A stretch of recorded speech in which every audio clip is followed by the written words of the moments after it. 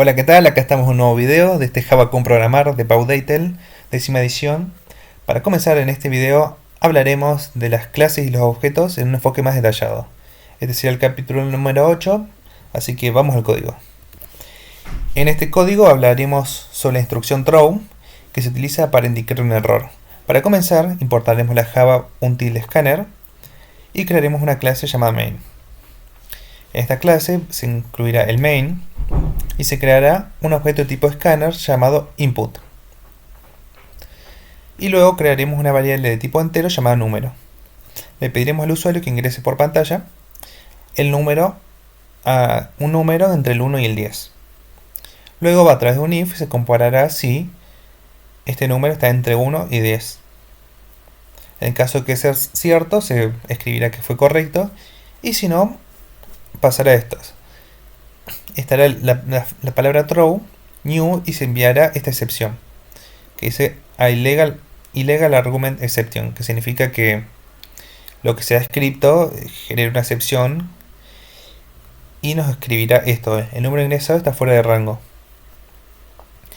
Este error, al no ser tomado con una palabra que se llama try y catch, lo que sucede es que va a saltar un error y el programa se va a cerrar.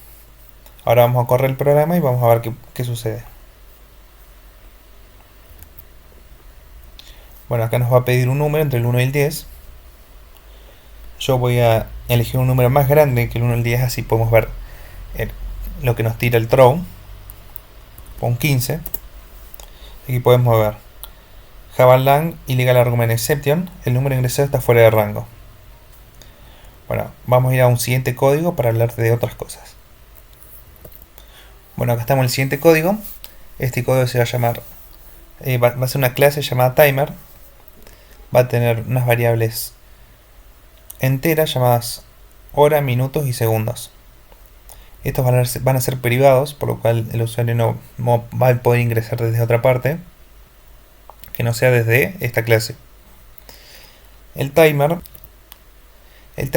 lo que podemos ver que tiene varios constructores. El constructor es el nombre de la clase y puede recibir o no parámetros. En este caso, este constructor recibe un parámetro de hora, de minutos y de segundos.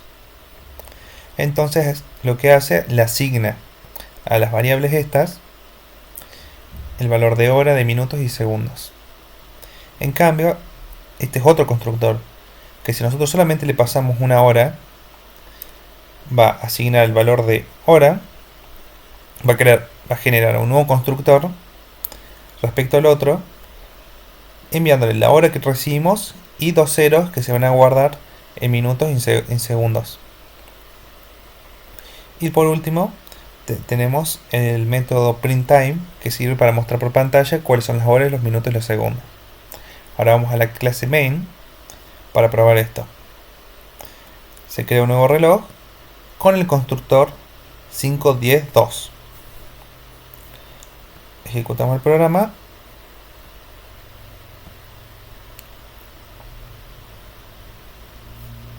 Y nos mostró 5, 10, 2. Pero ahora vamos a ver qué pasa si yo cambio esto y solamente mando no más el 5.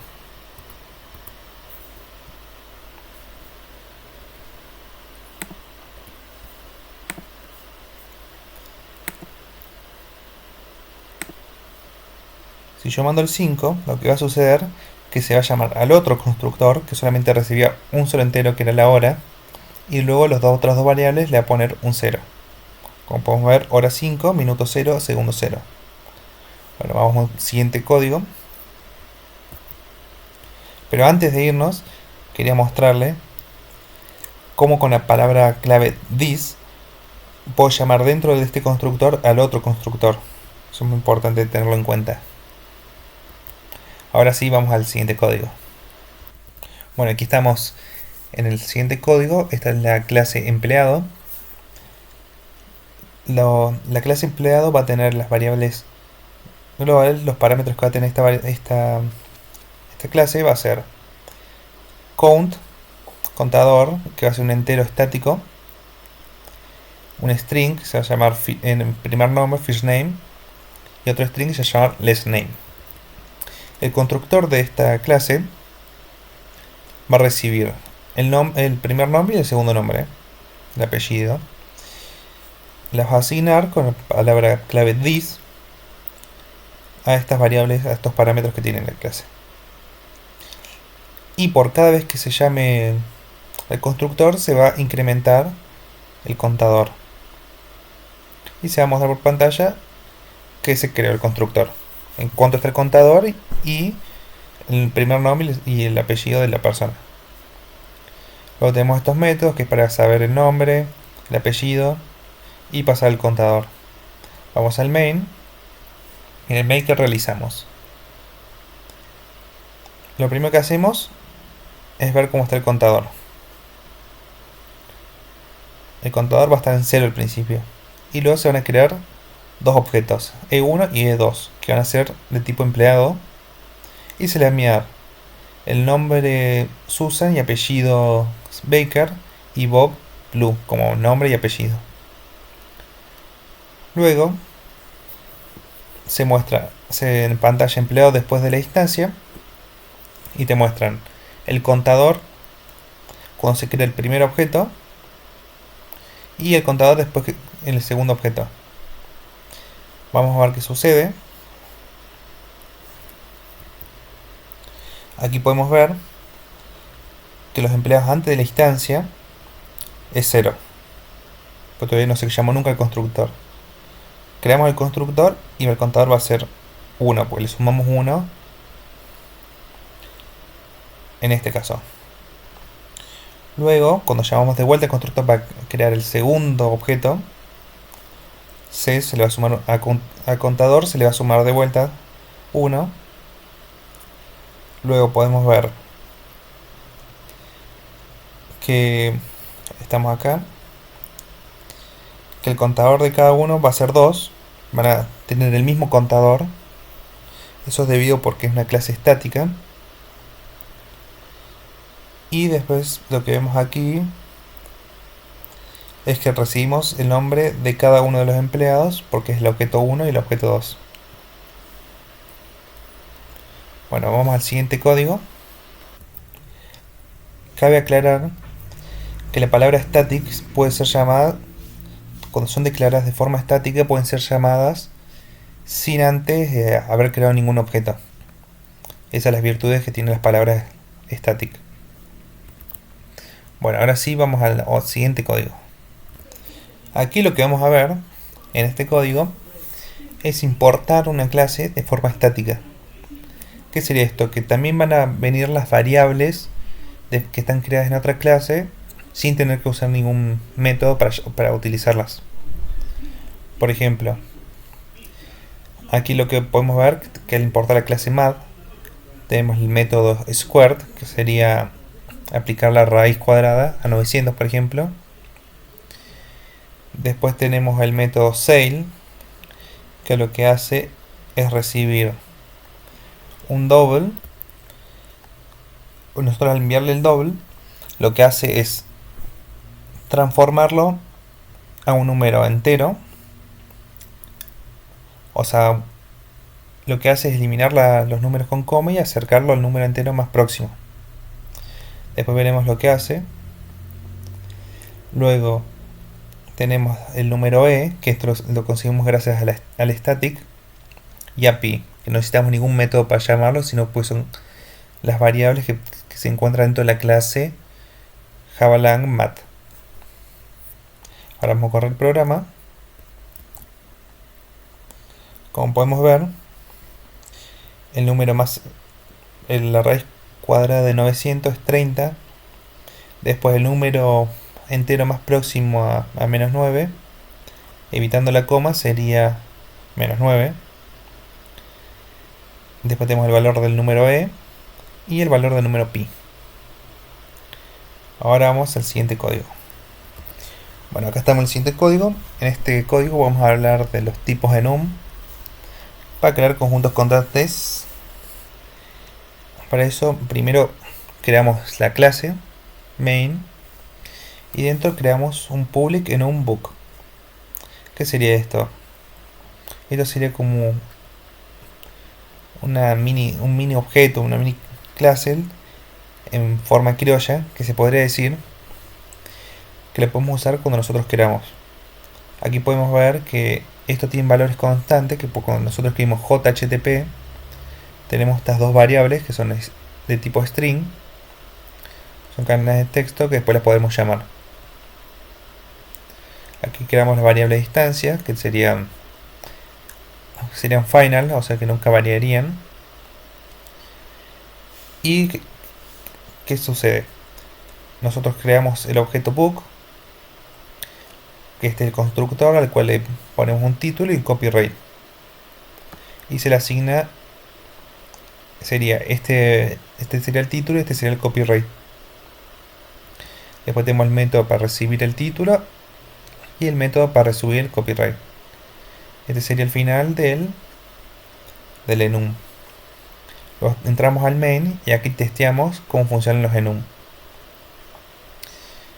Primero escribimos que todos los libros al books y luego creamos un bucle for. Este bucle for va a crear un objeto de tipo book. A este book, al método book, o sea, a esta clase entera book, va a utilizar values. ¿Qué va a hacer values? Va a mostrar todos los tipos de enum que hay. Entonces, lo primero que va a hacer, va a mostrar por pantalla cada librito que va tomando y va a mostrar el título y el copyright. Luego tenemos otro for aquí, que lo que va a hacer lo mismo, nada más que le va a poner un rango. Este numset range es que va a mostrar desde el libro HTTP hasta el libro CPP HTTP. Como podemos ver si corremos el programa,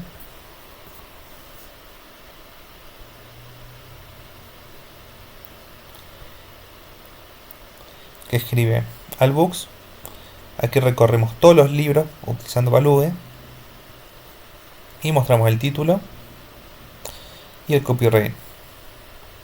Lo primero que mostramos va a ser al escribir book solo, muestra el nombre del enum este, que sería JHTP. Luego va haciendo eso con todos los libros hasta terminar de mostrar todos. Y después te muestra cuando usamos el método range, como muestra desde HTTP hasta CPP-HTTP. Y bueno, aquí terminamos con este código y llegamos al final de este capítulo 8. Luego seguiremos con el capítulo 9. Bueno, aquí seguimos con el capítulo 9, en el cual estará orientado hacia la herencia. Vamos al código y veremos de qué se trata. Para comenzar, veremos esta clase que es empleado por comisión. Lo nuevo que veremos aquí será, por ejemplo, estas variables de instancia, que serán de tipo protected. ¿Qué sería protected? Que solamente puede ser recibir la información las clases hijas. Son las clases que extienden esta clase. Eso lo veremos más adelante cuando creemos el comisionista más la base sumada. Ahora lo veremos. Aquí creamos las variables de tipo string, first name, last name y número social de seguridad. Aquí veremos las ventas brutas semanales y el porcentaje de comisión. Son todas del tipo protected, así que la única forma de acceder a ellas va a ser a través de una clase que sea hija de esta comisión employee. Bueno, aquí se crea el constructor que va a recibir estos 5 argumentos. Luego podemos ver que se fija que si el valor es negativo, va a lanzar este error que sería que lo que escribieron está mal. Si estos errores no son tomados, el programa se va a cerrar y va a mostrar este mensaje. Acá ves si la comisión es menor a 0 o si la comisión es mayor o igual a 1. Entonces, ¿qué sería esto? Que si es negativa, va a tener un error. Pero que si la comisión es mayor a 1, también va a tener un error. Pues no cumple con los requisitos que este programa necesita. En caso de que no ha habido ningún error, estas variables van a ser incluidas en las variables de instancia. First name va a tomar el first name que le mandemos, last name también, el número social de seguridad. Las ventas brutas semanales también se van a guardar en su lugar y el porcentaje de comisión también. Luego vamos a tener los métodos para obtener los nombres, el apellido, el número social. Luego podemos variar el valor de las ventas brutas, pero siempre comprobando de que se cumpla de que no es negativo. Que usamos la palabra this para cambiar las variables de instancia.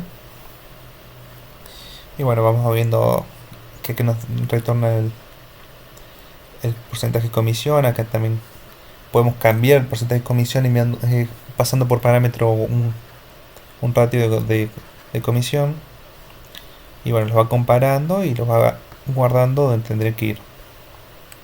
Aquí tenemos el método también para pasar el porcentaje de comisión. Luego acá tenemos otro método que es para calcular las ganancias, que es multiplicando las comisiones que las recibimos a través del método get multiplicado por las ganancias semanales. Aquí lo que podemos ver que está el método toString. Este método toString ya pertenece a la clase object, que lo que hace es transformar algo a solamente escrito en cadena de texto. Aquí se pone una arroba override porque está sobreescribiendo un método que ya existe en otra clase que sería hija de esta. Que sería, padre de esta clase. Esto lo que haría, retorna todos los datos en forma de texto. Podemos ver que va recibiendo el nombre, el apellido, todo y te lo envía como un texto. Eso es por si otra clase lo necesita tomar. Aquí podemos ver para qué nos servía el protected. Tenemos la clase base plus comisión empleado, que tiene la comisión del empleado. Entonces esta clase sería hija de esta. Va a tener un método que va a ser el salario base semanal, que va a ser privada de tipo double. Aquí podemos ver su constructor, el cual va a recibir 6 argumentos y va a llamar dentro de este constructor al método de su clase padre, de su clase superior. Utilizando esta palabra y enviando los argumentos que necesitamos, crea un base plus comisión, pero extendiendo a la comisión que nosotros conocemos. O sea, va a realizar todas estas comprobaciones. Y además, lo que va a hacer es en base salary, que lo creamos aquí, que pertenece solamente a esta clase, va a analizar si es negativo. En caso de ser negativo tira error, si no, se almacena. Bueno, acá tenemos el método para modificar set base salary. Después también tenemos para obtenerlo. Y aquí tenemos otro método que está sobrescrito, que es earning.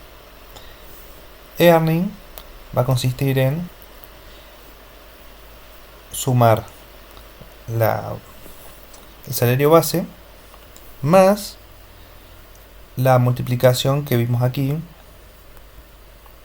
G comisión rate, y por el salario semanal, y lo vamos a multiplicar. Con palabra super podemos usar el método de la clase superior, sobrepasando esta sobrescritura.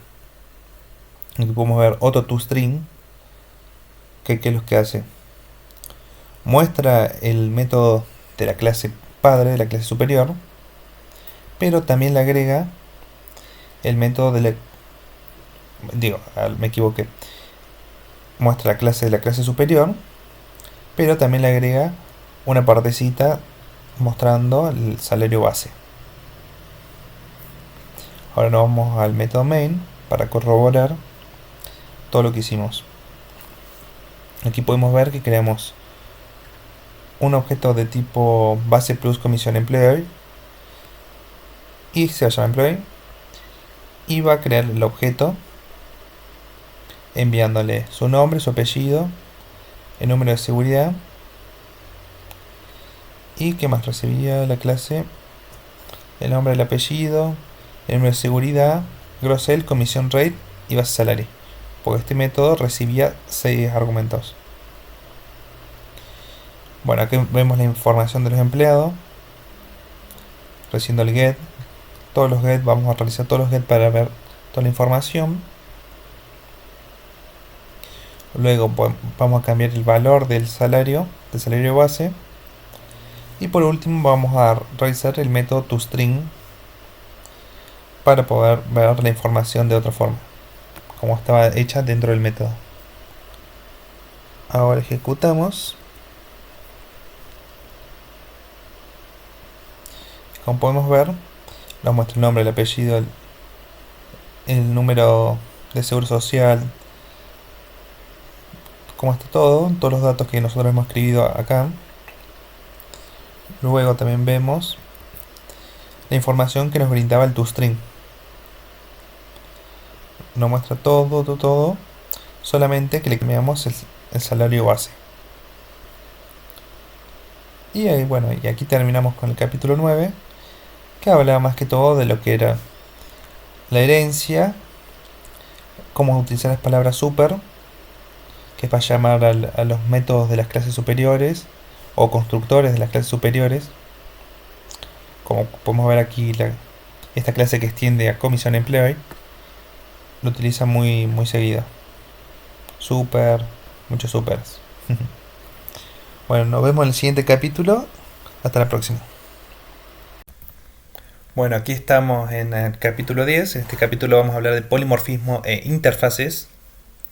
Así que vamos al código. En este código vamos a hablar de las interfaces, por lo cual aquí podemos ver una clase que en vez de ser clase va a ser llamada interfase, la cual no puede ser implementada, pero dentro de ella podemos encontrar métodos que van a utilizarse para definir una clase con estos tipos de métodos. Entonces, cada clase que implemente a esta interfaz, vamos a ver que puede llegar a cumplir esto.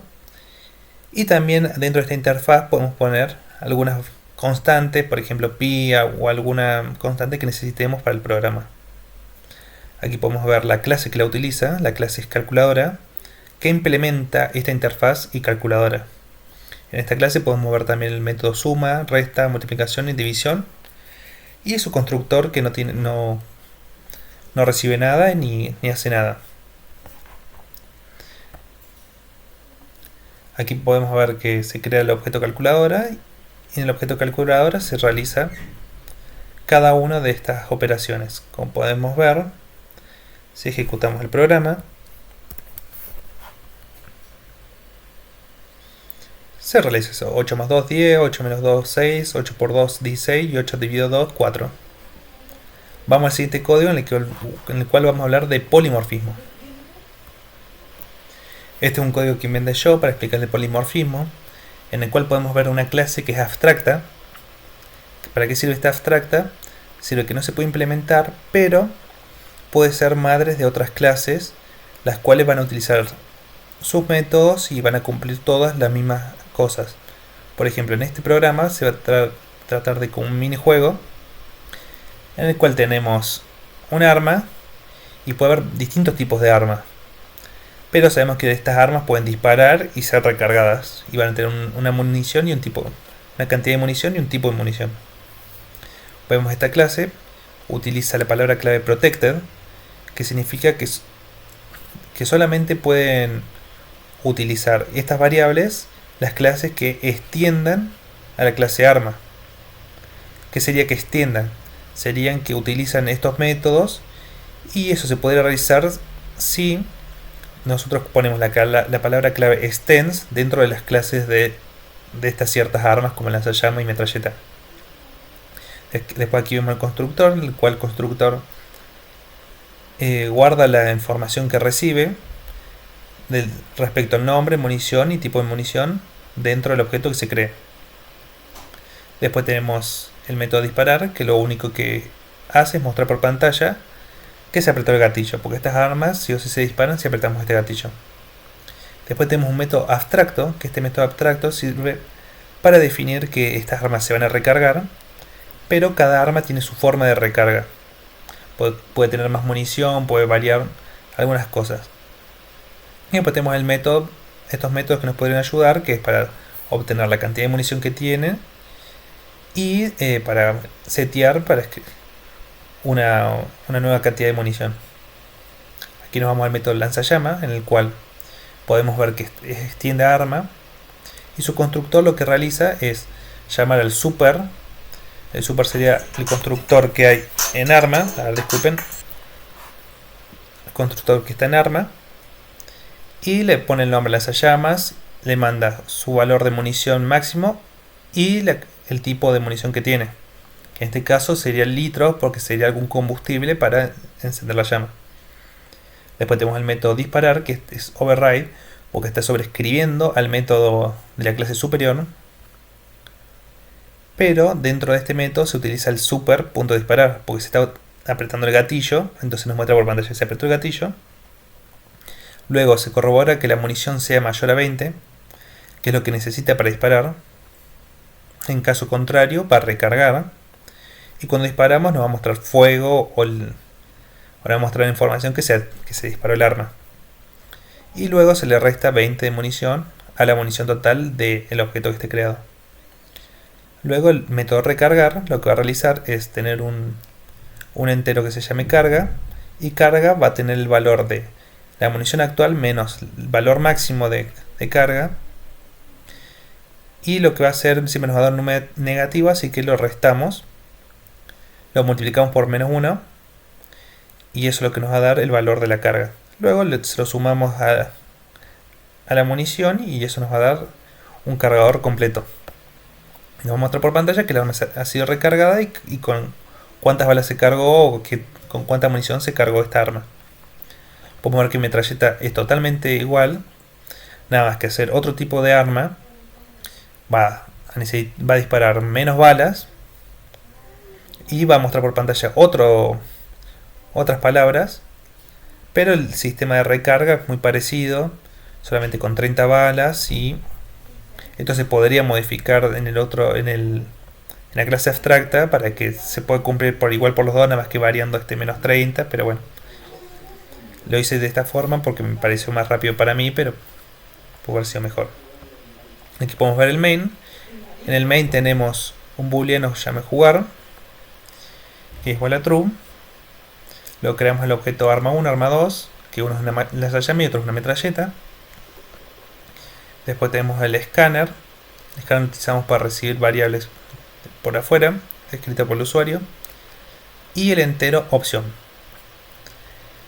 Luego entramos a un while, en el cual utilizamos el booleano jugar, que mientras que sea true el juego va a estar funcionando.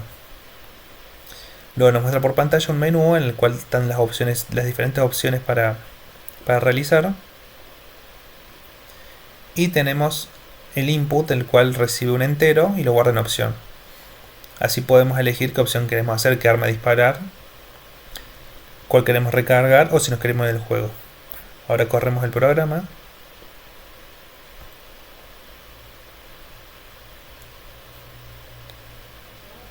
Ahí podemos ver que si tocamos una, se apretó el gatillo, fuego.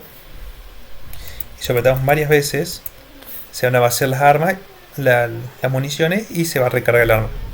La arma fue recargada y se colocaron 100 litros de combustible. Lo mismo con una metralleta. Arma recargada, se colocaron 30 balas. Y si tocamos 5, el booleano va a pasar de true a false, entonces el while va a pasar de largo y se va a terminar el programa. Bueno, aquí llegamos al final de este capítulo. Nos vemos en el próximo. Un saludo. Bueno, acá estamos en el capítulo 11. En este capítulo vamos a ver un análisis más detallado acerca de las excepciones. Vamos al código. En este código vamos a ver el manejo de las excepciones a través de una clase llamada uso de excepciones, en la cual lo primero que veremos será este try. En este try se colocarán métodos en los cuales se descubrirá si este método lanza alguna excepción para así poder analizarla y poder hacer algo respecto a esta excepción, para que no se nos cierre el programa. Aquí lo que hacemos es cachar una excepción y le ponemos el nombre excepción. Con esta excepción lo primero que hacemos es, a través de un system.error printf, escribir el mensaje que posee esta excepción. En este caso vemos que llamamos al método 1 y el método 1 llama al método 2 y el método 3 y el método 2 llama al método 3. En este método 3 tenemos que este método puede enviar una excepción y que esta excepción va a enviar este mensaje. La excepción se lanzó en el método 3. Como aquí pedimos que la excepción que atrapamos nos muestre su mensaje, lo vemos acá arriba. La excepción se lanzó en el método 3. Luego, lo que podemos ver es que podemos imprimir todo el recorrido que hizo esta excepción. Como podemos ver, acá nos muestra primero la excepción Javalan exception y su mensaje. Es lo primero que nos muestra. Después dice que en el método 3 apareció la excepción en la línea 41, después en la línea 36, después en la 31 y por último en la 8. Esto nos muestra todo el recorrido que hizo esta excepción. Pero si lo queremos hacer un análisis más detallado y poderlo acomodar a nuestra forma, lo que hace este programa, crea un stack trace element, que acá se van a guardar elementos de rastreo, todos los elementos que se hicieron, a través de este método, que lo que hace es devolvernos una lista de este stack trace element acerca de la excepción que nosotros elijamos. Y lo que hace el programa es ordenar a través de la clase el tipo de archivo en la línea y en qué método sucedió este problema. Luego creamos un for en el cual va a recorrer todo este arreglo y lo vamos a ir analizando. Como podemos ver, lo que muestra primero va a ser la clase en la que está este problema. Después el tipo de archivo. Después también nos muestra la línea y después el nombre del método. Como podemos ver aquí, tenemos la clase, muestra en la clase que es uso de excepciones. Luego está en el archivo uso de excepciones. Y después nos muestra en qué línea. Está muy bueno para poder analizarlo de forma más cómoda y en qué método aparece en cada uno. Este termina el método main, que es el método en el que usamos try. Ahora vamos a un siguiente código para ir analizando algunas cosas más de las excepciones. En este método vamos a ver para qué sirve el finally. Vamos a ver también explicado lo del try. Como hemos visto, aquí tenemos una función que está dentro del try, en la cual se va a llamar lanza excepción. Y nosotros esa excepción lo que vamos a hacer, vamos a cacharla, agarrarla. Ahora vamos a ver qué hace este método para tener en cuenta cuál va a ser la excepción que nos va a tirar. Aquí buscamos el método, se llama no lanzar excepción. Aquí podemos ver que dentro de este método también hay otro método, un try, pero que hace dentro del system método no lanza excepción. No, este método no lanza excepción. Intentamos de cachar la excepción. No se va a ejecutar porque esto nunca va a mandar una excepción, así que no lo va a ejecutar. Y luego podemos ver el finally. El finally se va a ejecutar sin importar lo que ocurra en los bloques del try o catch. Siempre que se ejecute esto va a suceder sí o sí. Por ejemplo, en este caso, por system error, dice se ejecutó el finally y no lanzar excepción. Significa que esto se va a ejecutar siempre sin importar lo que suceda. Fin del método, no lanza excepción, y ahí se termina el método. Lo que podemos ver ahora, si lo ejecutamos, es cómo funciona esto.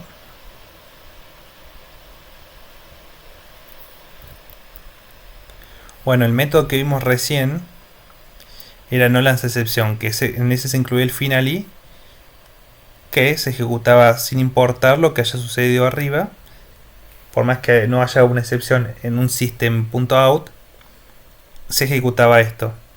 Pero el que está dentro del try es lanza excepción, que va a ser este método, el cual va a lanzar una excepción, que va a ser dentro de un try, lanza una excepción, que va a ser system.out, escribe método lanza excepción, y ahí nomás nos va a lanzar la excepción, que va a ser esta exception.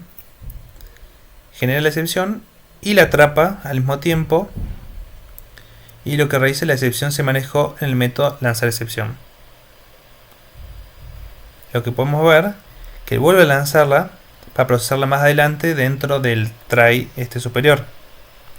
Aquí podemos ver cómo se pueden ir manejando las excepciones dentro de su propio método, o si la recibimos, la atrapamos, la corregimos, pero después se vuelve a lanzar fuera de ese try, la puede tomar un método más superior.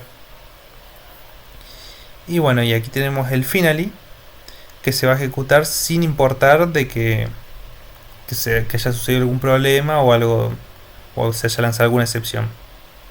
Como podemos ver, lo que nos va a mostrar va a ser método lanza excepción, porque se ejecuta aquí primero. Luego, como se ejecuta esto, se dice dentro de este try, se ve que el método lanza excepción. Luego, como se tomó dentro del catch, va a pasar la excepción se manejó dentro del método lanzar excepción. Luego se ejecutó el finally de lanzar excepción, porque el finally se ejecuta siempre, sin importar lo que ocurra. Eso siempre se va a ejecutar y siempre va a ir de la mano del try y del catch.